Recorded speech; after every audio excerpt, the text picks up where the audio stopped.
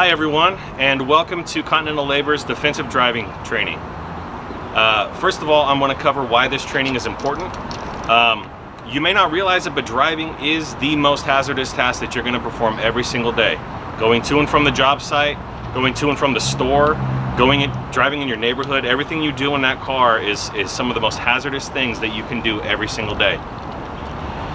In fact, each year in the United States, thousands of people are injured and killed in on-the-job crashes, and even more vehicles are damaged in collisions.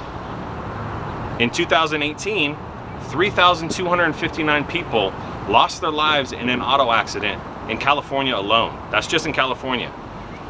The methods and rules covered in this training are not just to keep you safe at work. We encourage you to practice these while driving outside of work as well. Some of the main benefits that you're going to see if you follow these rules, not only just in your personal vehicle but also in the company vehicle, are increased gas mileage, lower insurance because you're not going to be getting in collisions, lower wear and tear on your vehicle, and just an overall better driving experience for you and everybody around you. So our objective today is we're going to learn about the 5 rules of the road, Continental's 5 rules of the road. We're going to cover the 5 characteristics of defensive driving. We're going to go over our parking policy, and we're going to cover some foul weather driving tips. So the 5 rules of the road, the first rule is what we're going to call the 15-second rule. The second rule is don't miss anything. The third rule is it's not polite to stare. Fourth rule is keep a safety cushion, and the 5th and final rule is communicate. So the 15-second rule. On average, we as humans only look about 4 to 6 seconds ahead of us as we walk, drive, or run. At Continental, we want to encourage you to extend that to 15 seconds. Okay, as you're driving down the road, we want you to extend your eye lead time to 15 seconds. Okay, we want your eyes pointed as far down the road as possible for any situation. In fact, we want you to look at a minimum 15 seconds. In the next slide, we're going to cover how to accomplish that 15 seconds. With your eyes raised, it is easier to see everything between you and that 15-second mark. If you're looking way down the road at the horizon, you're going to be able to see everything that's in between the horizon and you. If you're staring at what's just right in front of you, that's all you're seeing. You're only seeing what's right in front of you. Don't stay focused on what's directly in front of you. Keep your eyes as far down the road as you can. It'll give you a much better perspective about what is going on and what you need to prepare for. In order to get the 15 seconds, what you're going to want to do is, as you're driving down the road, pick any object that you see in the distance. It could be a traffic light, it could be a street sign, it could be a building, a tree, anything. And start counting. 1001, 1002, 1003. As your front bumper passes that object, whatever it is, a line in the road, you should be at or about 15 seconds, okay? If you're not at about 15 seconds, if you're only at about 5 seconds, your eyes are not looking far enough down the road. Try again. Pick another object as you're driving and count. And when I say count to 15, I'm not saying 1, 2, 3. I want you to do a real 15-second count, 1001, 1002.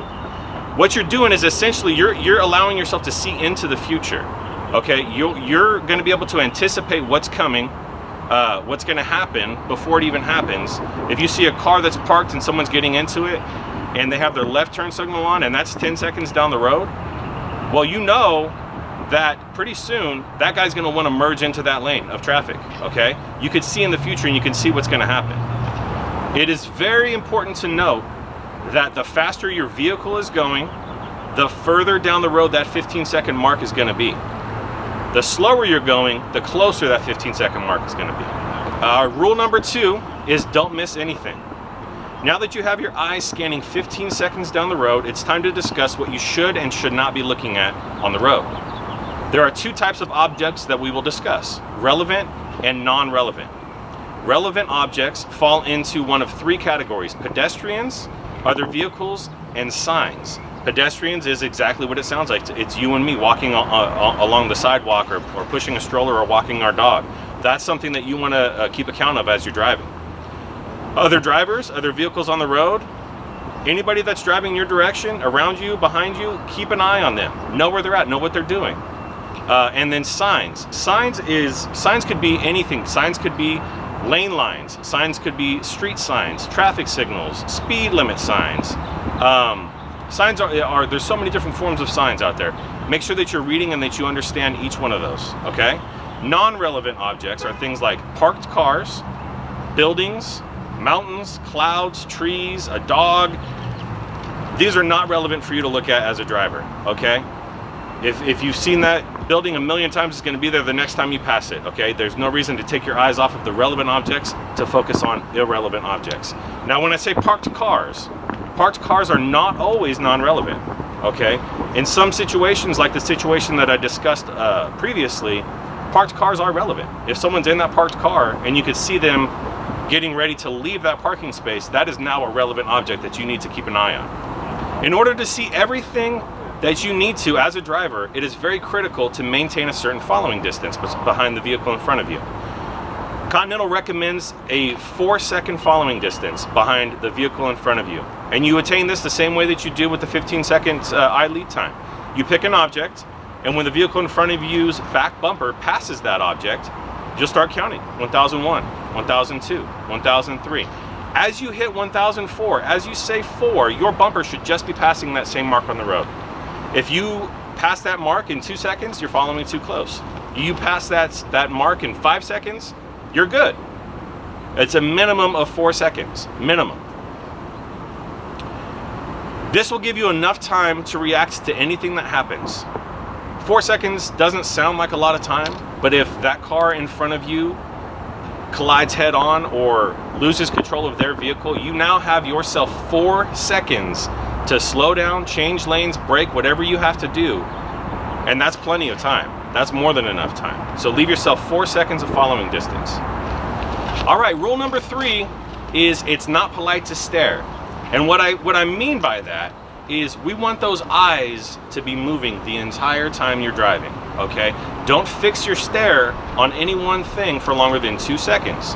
2 seconds, after 2 seconds, your what's called peripheral vision, which is how you see stuff out of the sides of your eyes, starts to shrink, okay?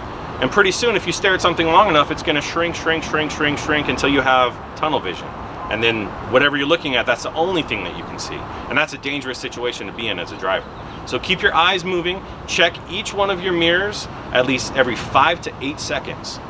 You don't have to check all your mirrors every 5 to 8 seconds, but at least one mirror every 5 to 8 seconds. What that's gonna do is it's gonna refresh that picture of what's around you and behind you, what's going on. 5 to 8 seconds later, check the other mirror. It's gonna give you another picture of what's going on the right side of your vehicle, okay?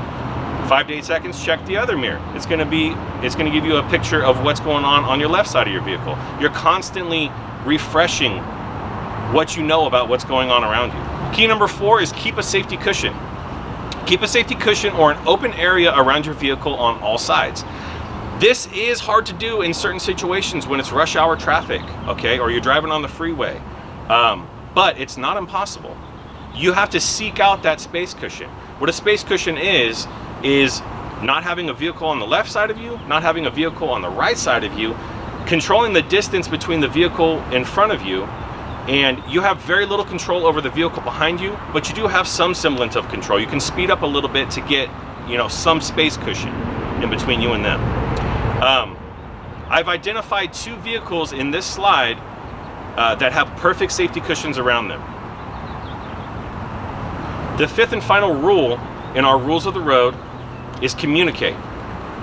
The worst thing a driver can do is assume. Assume other drivers can see them, assume other drivers are not dangerous, or even assume that they will get to their destination safely. Continental's 5th and final rule is communicate. This rule prevents accidents by removing assumptions made behind the wheel. As a driver, make sure that other drivers can see you and anticipate your move by using the following forms of communication: turn signals, headlights, brake lights, a quick tap of the horn, hand signals, and the oldest one that we've been using since the dawn of time, eye contact. That's the oldest form of communication. If you see that pedestrian's eyes see your eyes, that's a form of communication. You know he sees you, okay? If he's on the phone, he's on a corner crosswalk and you don't know if he's going to cross and he's not paying attention to you, just a quick tap of the horn just to let him know, hey, I'm gonna take this right-hand turn. But if he's on that corner and he's on his cell phone and he makes eye contact with you, you see that he sees you. That's your communication right there. You guys can see each other's eyes. You know that he knows that you're going to be turning right there. So that was Continental's 5 rules of the road. Now let's cover 5 characteristics of defensive driving. The first one is knowledge. Have knowledge of the traffic laws and the basics about their vehicles, such as how the brake system operates and how to read gauges and lights on the dash. Alertness. Defensive drivers have a sense of alertness to what is going on around them. They are well rested and would never take any drugs or alcohol that could affect their concentration before driving a vehicle. Anticipation. Defensive drivers have anticipation of what may or may not happen, and they take actions to avoid many problems. They anticipate potential hazards from other motorists, pedestrians, weather, and equipment, and take steps to minimize risk. Defensive drivers use good judgment and do not make risky maneuvers like trying to beat red lights. They don't try to pass unless it's safe, and they look for alternatives to any traffic situation. You should have technical skills to operate the vehicle safely through traffic without endangering anyone else on the road. They can handle the vehicle even in hazardous conditions. Here at Continental, we have a parking policy. When you're parking a vehicle during your working hours, make sure that you're always parking so that your first move when you leave is forward. This is what's called parking first, move forward. In order to attain this, typically you're going to want to back into your parking spot, okay? The reason for this is as you're pulling into a parking spot, that information is fresh. You know where those cars are, you know where those pedestrians are. So that information is fresh. You can pull up and back into that parking spot and feel safe about it. Now, if you were to pull nose forward into that parking spot, when you leave, you really have to get a good look at what's going on around you. You have to make sure that the guy who pulled in after you parked didn't park too close, and now you're not going to have to worry about swiping his hood or swiping the side of his car when you back out. Okay? Keeping that information current when you leave is key to not having a collision when you're parking or when you're pulling away from a parking spot. Another way to achieve first move forward is to pull through parking.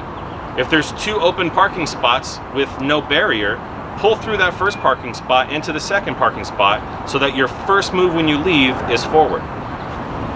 Now I'm going to cover some foul weather tips. The weather is not always clear and sunny and nice like it is right now, okay? When the weather takes a turn for the worst, so do the odds of being involved in a motor vehicle collision. When it rains, snows, or when heavy fog rolls in, 2 of the biggest factors for safe driving, traction and visibility, are greatly reduced. Reducing your speed increases the distance that your 15-second eye lead time gives you, allowing you more time to react to sudden changes. Increasing your following distance to 5 seconds or more from the vehicle in front of you also gives you some lead time and more reaction time if something was to happen. And always, especially in foul weather, respect the space cushion around your vehicle. If there's no vehicles that can collide with you, you're not going to collide with any vehicles. Make sure you maintain that safety cushion around your vehicle. Always remember the 5 rules of the road and how you can use them every time you drive. The 15-second rule: don't miss anything. It's not polite to stare. Keep a safety cushion and communicate. Always park so that when you leave, your first move is forward. When driving in foul weather, make sure you reduce your speed, increase your follow time, maintain that safety cushion. Use these rules while at work and at home to keep you and your family safe. My name is David Lafferty. Thank you.